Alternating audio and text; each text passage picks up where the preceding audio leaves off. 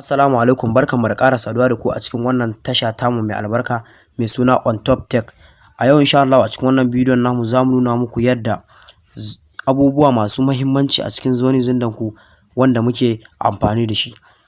Da Allah idan wannan ne shigowanka cikin wannan tasha tamu mai albarka, ka danna mana subscribe sannan ka danna mana ƙararrawa domin sanar da ku sababbin shirye-shiryenmu da zarar mun ɗora. Kai tsaye bari mu tafi cikin bidiyon namu. Da farko ka shiga cikin Zone Zindan ka wanda kake yin aiki da shi. Bari ya shiga mu gani.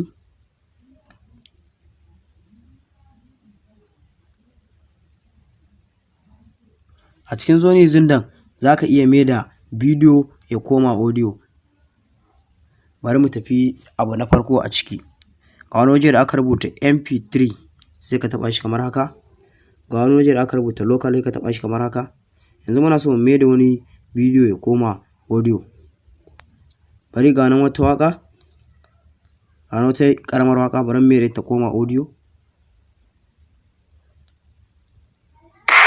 Kun ga da take? Kun ganta na gani ne? Amma bari mu maida ta koma na ji. A saman bidiyon za ka ga nan wani ɗiso guda uku sai ka taɓa shi kamar haka. Ga wani waje da aka rubuta to MP3 sai ka taɓa shi haka. Sai ka jira. Sai ku jira. Kun gani? Yanzu haka ya dawo audio. Kun gan shi? Yanzu haka ya dawo audio. Kawai dai ka je ka yi amfani da shi. Abu na biyu kuma da za mu nuna muku, akwai mutane da yawa da suna so su canja yaren Zone Zindan su ya koma yaren da suka fi ganewa. To amma tsofin Zone Zindan ba su da shi, amma da new version ɗin an caccanja abubuwa da yawa, an ƙara abubuwa na ci gaba. Sai ka shiga wajen language ɗin nan. Ga nan yare kala-kala, English, India, menene duk dai ga su nan kala-kala. To wannan Zone Zindan sabuwa har da yarenmu na nan Nigeria, Hausa, musamman ma Arewa. Kun gani? Ga Hausa. Bari mu sa Hausan ku ga yanda yake. Kun ga yanzu mun maida shi Hausa. Ga hoto, ga waƙa, ga bidiyo. A can abubuwa dai da dama ya koma Hausa. Bari mu maida shi English ɗinmu. Kun ga mun maida shi English. Yanzu haka ya koma English.